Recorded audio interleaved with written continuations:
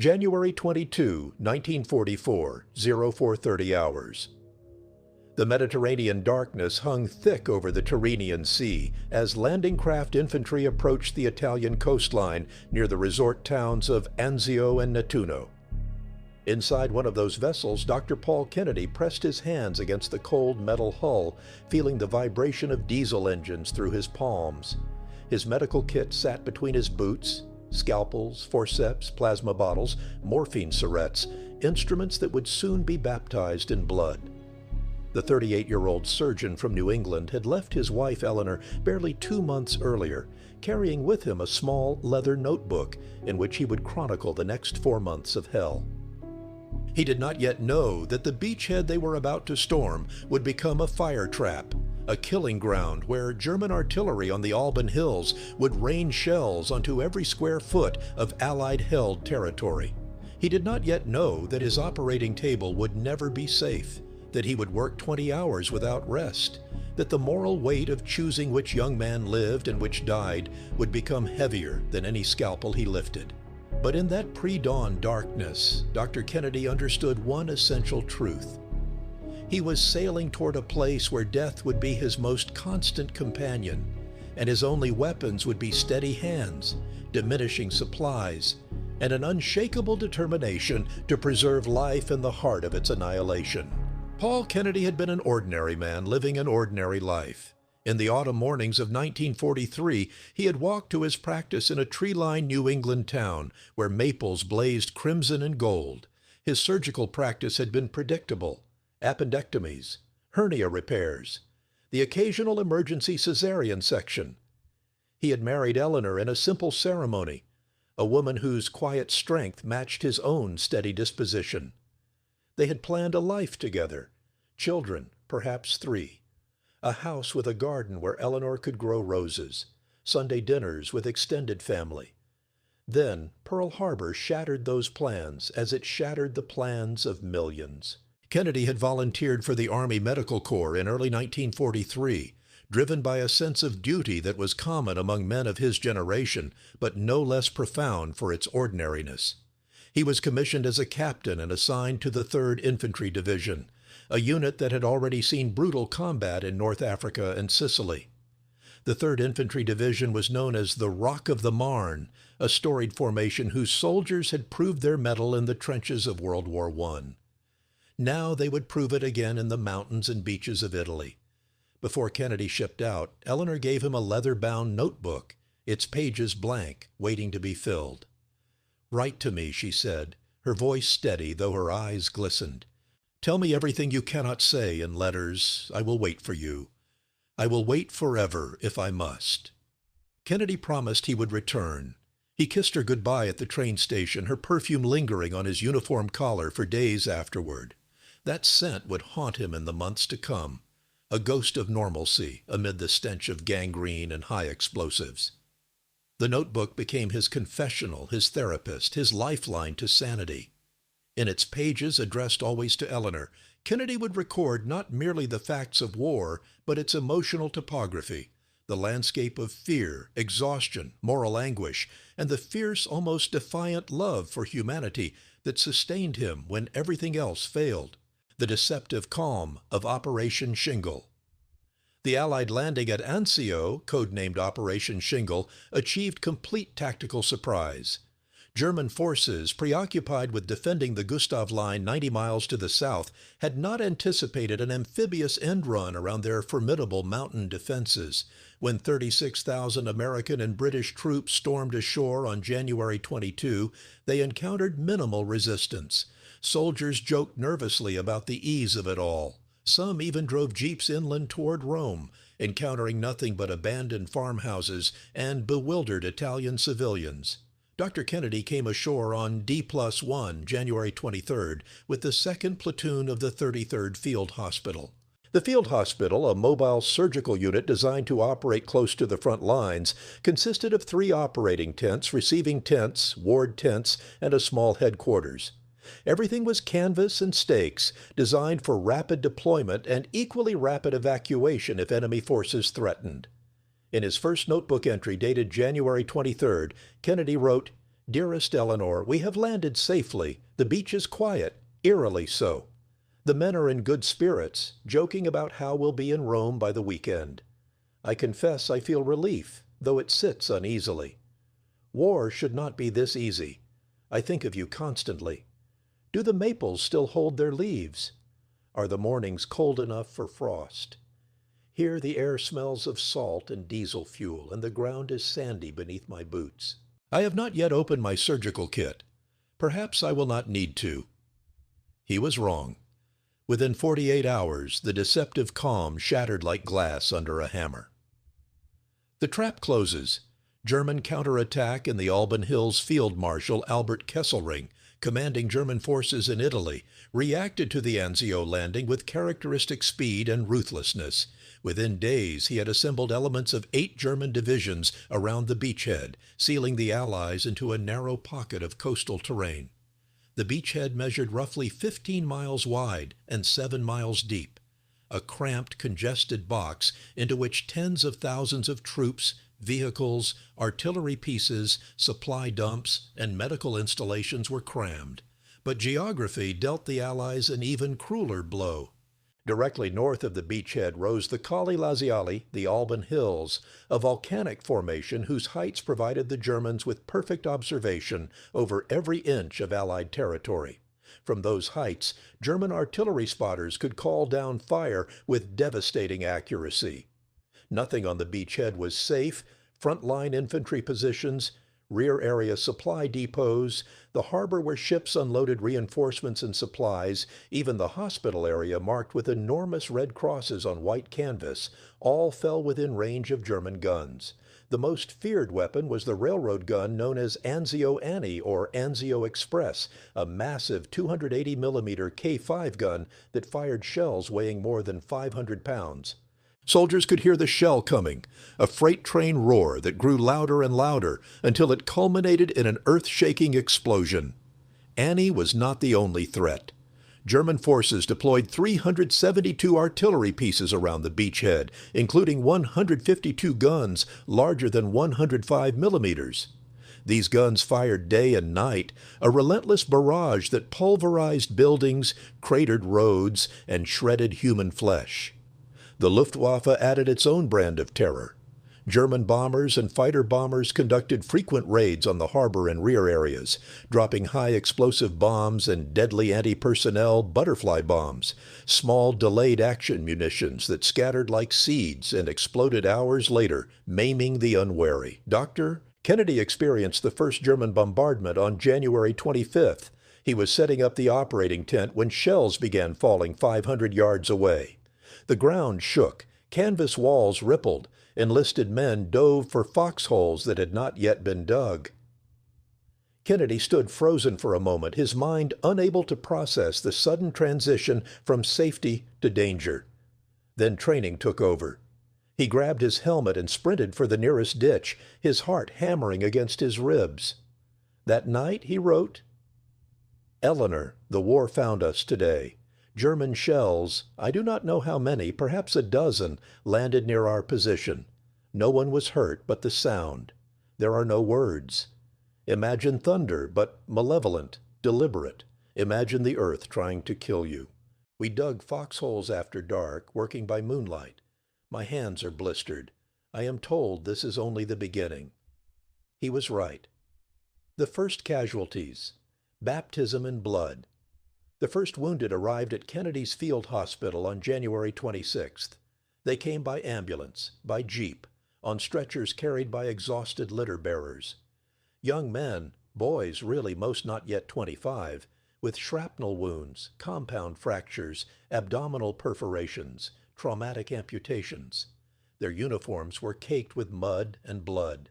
Many were in shock, their faces gray, their eyes staring at nothing. Kennedy and his surgical team, 2 other doctors, 4 nurses, and a dozen enlisted medics, worked through the night. The operating tent was lit by gasoline-powered generators that coughed and sputtered, casting harsh shadows on canvas walls. The temperature dropped near freezing, and Kennedy's breath misted as he bent over the operating table.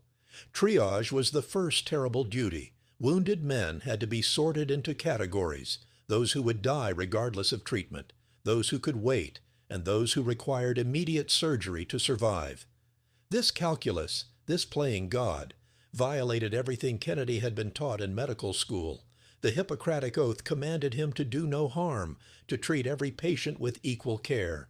But war forced a different ethic, the greatest good for the greatest number. Save the ones you can save. Let the others go. His first expectant patient, a soldier with a massive chest wound, both lungs collapsed, blood filling his thoracic cavity, was a 19-year-old private from Ohio. Kennedy knelt beside him, held his hand, administered morphine to ease his passing. The boy whispered, "Tell my mother I wasn't scared." Then he died.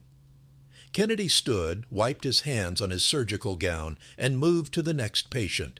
There was no time for grief. Grief was a luxury. By dawn, Kennedy had performed 16 operations. His hands were steady, but his soul was trembling. In his notebook, he wrote, "Eleanor, I held a boy's hand while he died. I cannot remember his name, though I should. I will try to remember. I must try. Tonight I operated on shattered limbs, torn intestines, wounds so grievous I could see a man's heart beating in his chest cavity. We saved most of them. Most. Not all. Never all. How many nights like this can I endure? How many deaths before I break? I think of you. I think of home. These thoughts are my armor." The marathon of endurance, 20 hours at the table. By early February, the tempo of battle increased exponentially. German forces launched massive counterattacks, determined to drive the Allies into the sea. American and British units fought desperately to hold their positions, and casualties mounted with horrifying speed. The 3rd Infantry Division alone suffered 900 casualties in a single day on February 29th, the highest one-day toll of any American division in the war. The field hospitals were overwhelmed. Wounded men arrived faster than surgeons could operate. Kennedy and his colleagues worked in shifts at first, then abandoned shifts altogether, and simply kept working until physical collapse forced them to stop. On February 7th, the day a German bomber jettisoned its payload onto the 95th Evacuation Hospital and killed 28 people, including 3 nurses, Kennedy worked for 20 consecutive hours. He later described this as the longest day of his life, a descent into a nightmare from which there seemed no waking. The day began at 0600 hours with the arrival of a convoy carrying 40 wounded soldiers. Before Kennedy could finish triaging them, another convoy arrived. Then another. By noon, more than 100 casualties awaited treatment. The receiving tent overflowed. Wounded men lay on stretchers in the mud outside, shivering, crying out for morphine.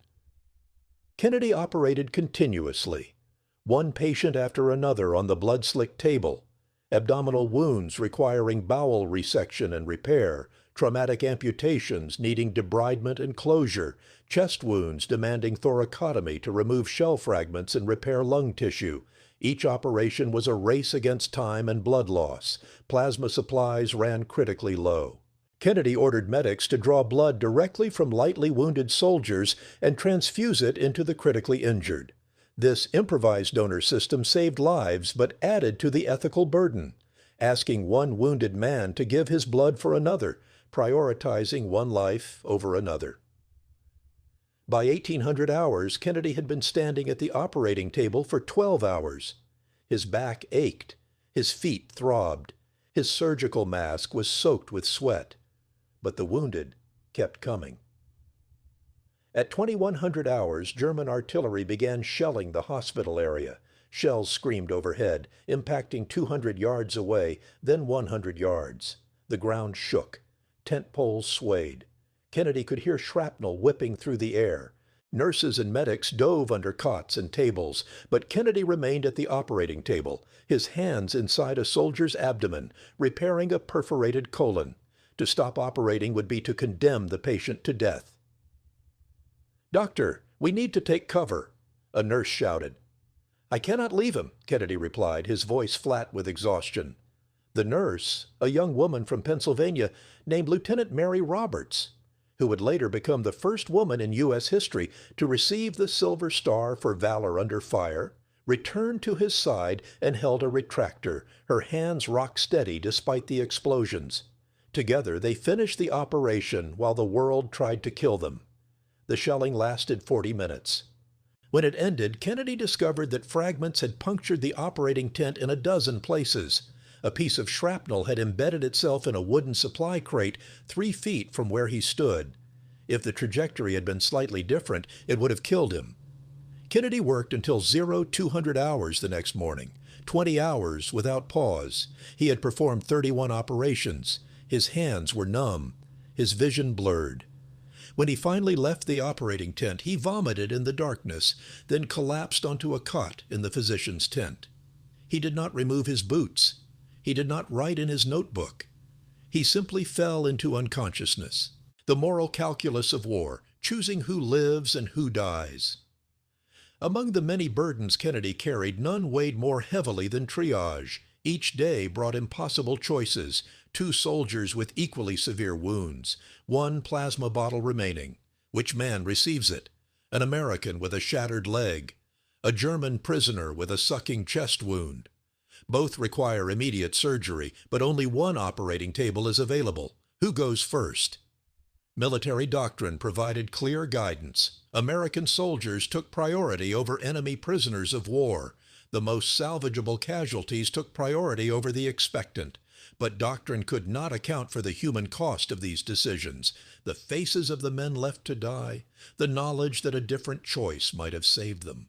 Kennedy struggled with these moral dilemmas throughout his time at Anzio. In one entry dated March 15th, he wrote, "Eleanor, today I let a man die.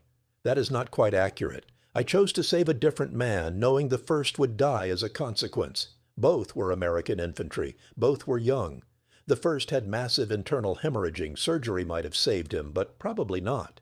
The second had a severed femoral artery. I could stop the bleeding in minutes. Logic dictated I save the second. Logic prevailed. But logic does not silence the first man's screams, which I hear even now, hours later. His name was Corporal James Whitmore. He was 21. I will remember his name. I must. The psychological toll of such decisions was immense. Kennedy was not alone in feeling it. Studies of combat surgeons in World War II revealed that many suffered from what was then called battle exhaustion or combat fatigue, psychological breakdowns triggered by prolonged exposure to trauma and moral distress. Symptoms included insomnia, nightmares, emotional numbing, and, in severe cases, complete collapse.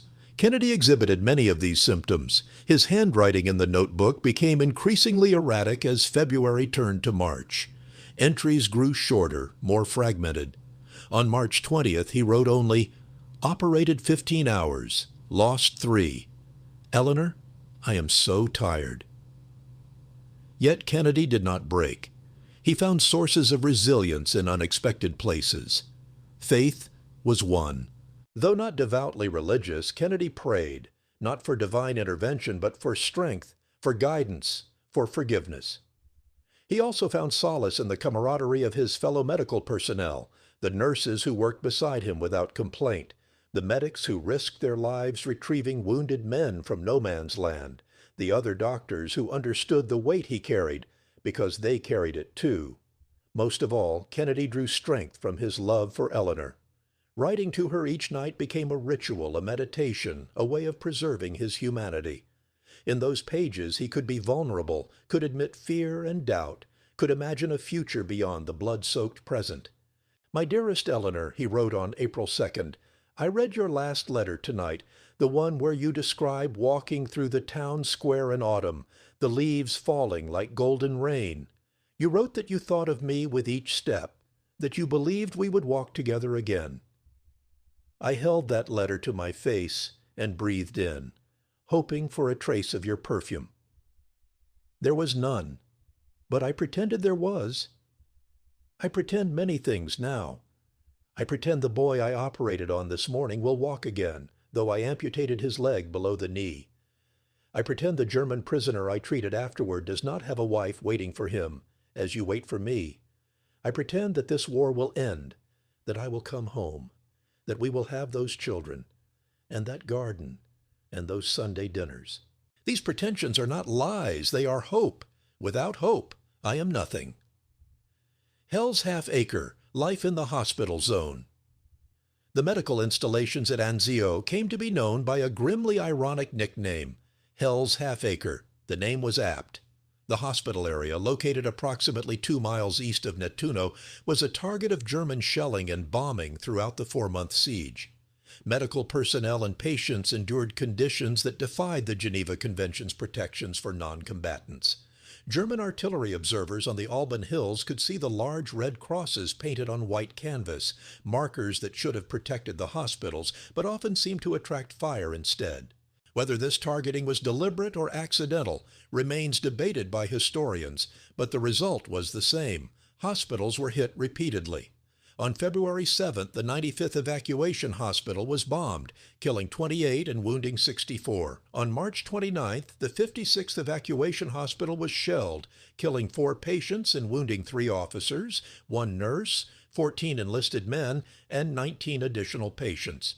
Similar incidents occurred at the 33rd Field Hospital and the 93rd Evacuation Hospital. Medical personnel adapted to the danger with fatalism and dark humor. They learned the Anzio shuffle, a duck-walk posture that minimized exposure to shrapnel. They dug foxholes beside their cots and operating tables, diving into them during air raids. Nurses wore steel helmets on their rounds, a surreal image that symbolized the perverse reality of Anzio. Caregivers in armor, hospitals as battlefields, Kennedy described the routine in a March entry. Eleanor, today was a quiet day. Only 2 shellings, 1 in the morning and 1 at dusk. The morning barrage was brief, perhaps 10 shells, none closer than 300 yards. We continued operating throughout. The dusk barrage was heavier, and I ordered the patients moved to the floor. We cannot dig underground wards because the water table is too high. Foxholes fill with groundwater within minutes. So we improvised. Sandbags around the operating table, steel helmets for immobile patients, prayers for the rest. One nurse, Lieutenant Rita Rourke, a remarkable woman from New York, sang softly to the patients while shells fell. She has a lovely voice. For a few minutes, there was beauty in this hell. The physical environment was as challenging as the danger. Anzio's coastal terrain was low-lying and swampy, with a water table barely below the surface. Tents stood in mud, foxholes filled with seepage, equipment rusted, infections flourished in the damp. Winter cold gave way to spring rains, turning the hospital area into a quagmire. Kennedy wrote of operating in near-freezing temperatures, his breath visible, his fingers stiff despite surgical gloves. Medical supplies were chronically short. Plasma, blood, antibiotics, anesthetics, sterile dressings all arrived by ship through a harbor that was under constant bombardment. Ships sometimes turned back rather than risk the gauntlet of German fire. When supplies did arrive, they had to be transported from the harbor to the hospitals over roads cratered by shells and strewn with wreckage.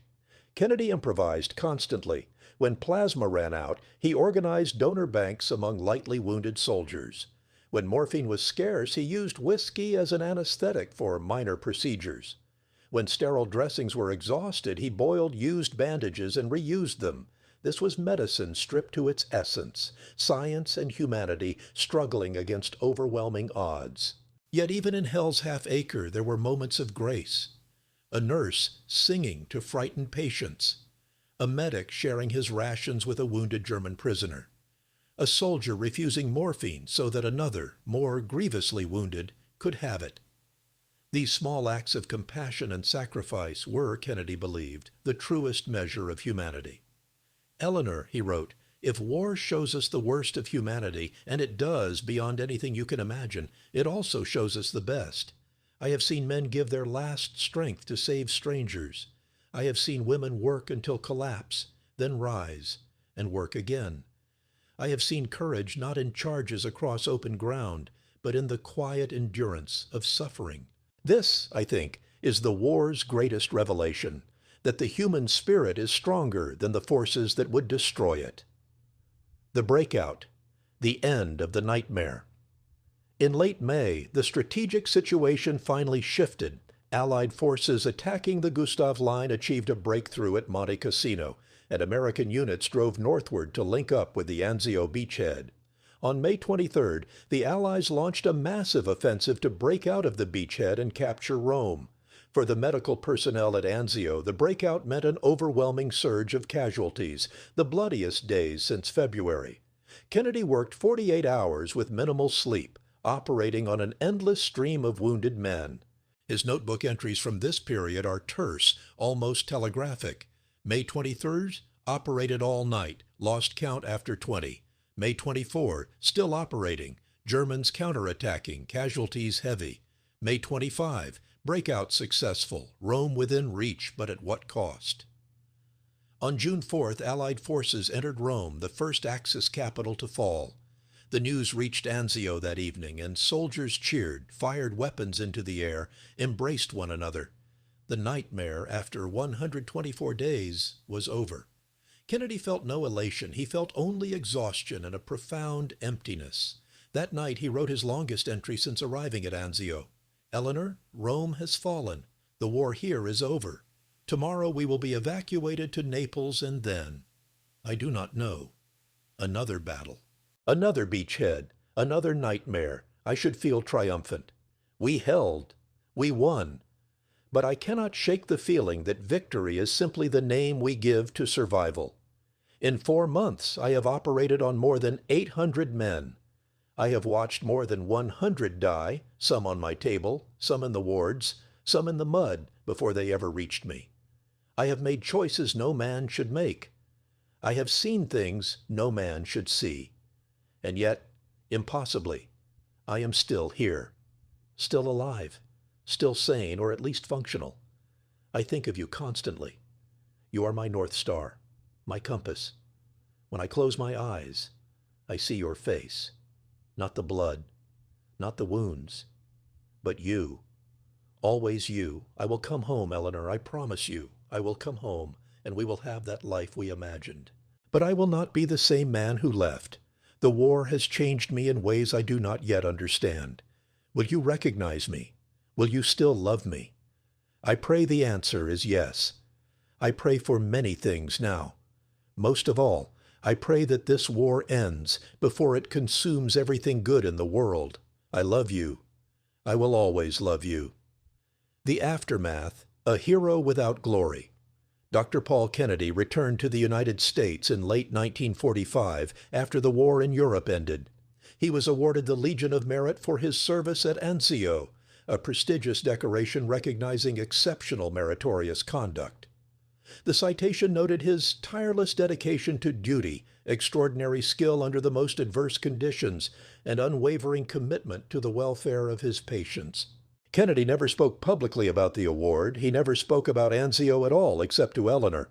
When friends and neighbors asked about his war, he deflected with vague generalities. It was difficult. I'm glad it's over. Only Eleanor knew the truth, because she had read his notebook, every entry, every confession, every cry of anguish and hope. The notebook became his most precious possession. He kept it locked in a desk drawer, taking it out occasionally to reread passages, to remember the men he had saved and the men he had lost. In the notebook's final pages, written after his return, he reflected on the experience. Eleanor, now that I am home, now that I sleep in a bed instead of a cot, now that the only sounds at night are crickets instead of artillery, I find myself struggling to reconcile the two worlds, the world I lived in for those 4 months and the world I live in now. People here do not understand. They cannot. They speak of the war as if it were a football game, a contest won or lost. They do not understand that war is not a game. It is a descent into chaos, a glimpse into the abyss. I saw things at Anzio that defy articulation. I did things that haunt me still. But I also saw humanity at its finest, men and women who gave everything, who endured the unendurable, who refused to surrender their compassion even when surrounded by cruelty.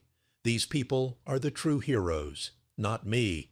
I was simply a man with a scalpel, trying to hold back death. Sometimes I succeeded. Often I failed. But I tried. Every single day I tried. That is the only victory I can claim. Paul Kennedy lived a long life. He practiced surgery until his retirement in the 1970s, mentoring a generation of younger doctors.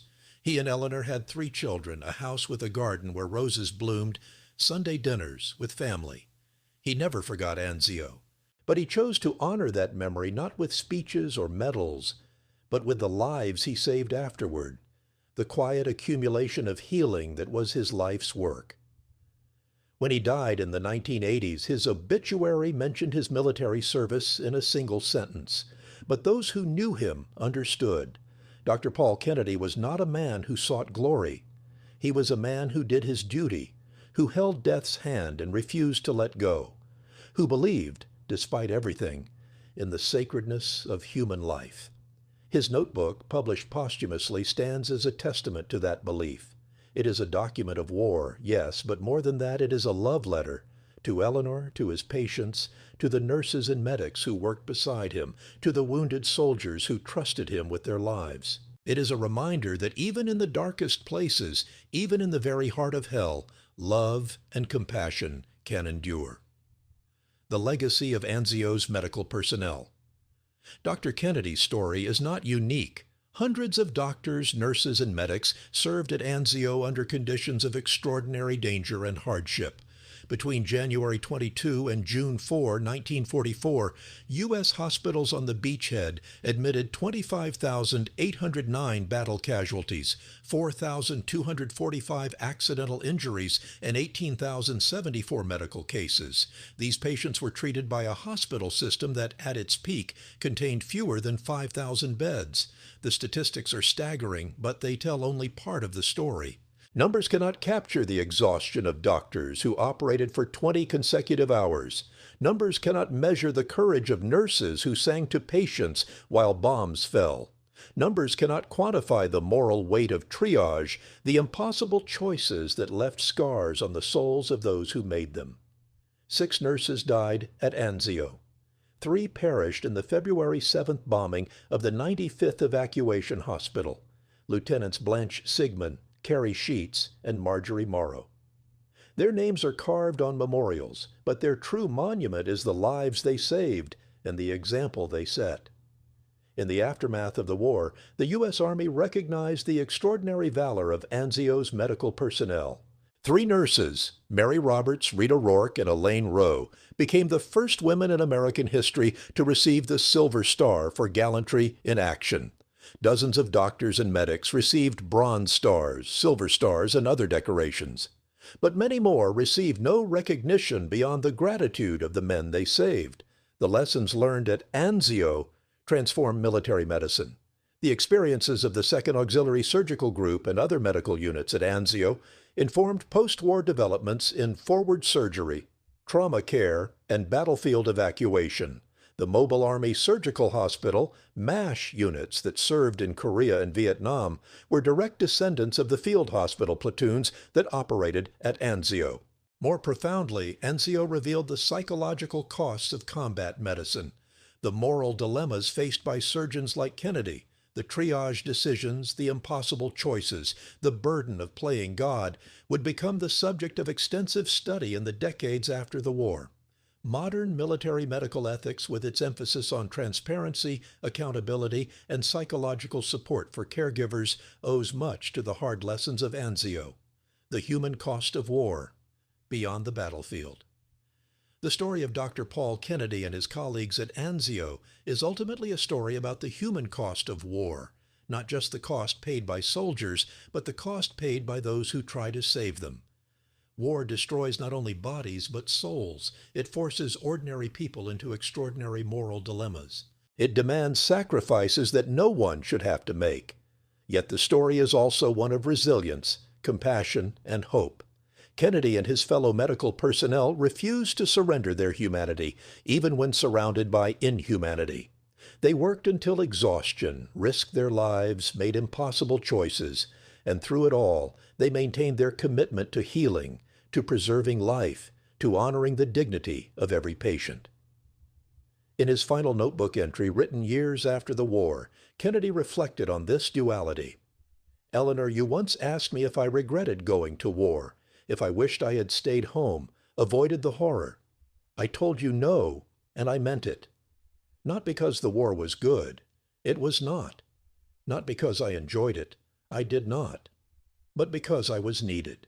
Those boys, those young men with their shattered bodies and frightened eyes, they needed me. And in trying to save them, I discovered something essential about myself, about humanity. We are capable of terrible things. We are also capable of extraordinary grace. The question is not whether we will face darkness. We will. The question is how we will respond. Will we surrender to it? Or will we light a candle, however small, and refuse to let it be extinguished? I chose to light a candle. It was all I could do. It was everything. That candle still burns.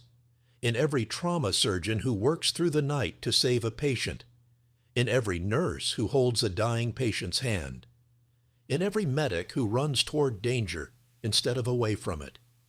The legacy of Anzio, the legacy of Dr. Paul Kennedy and the hundreds like him is this, that even in the darkest places, the light of compassion can endure. Conclusion: remembering the forgotten heroes.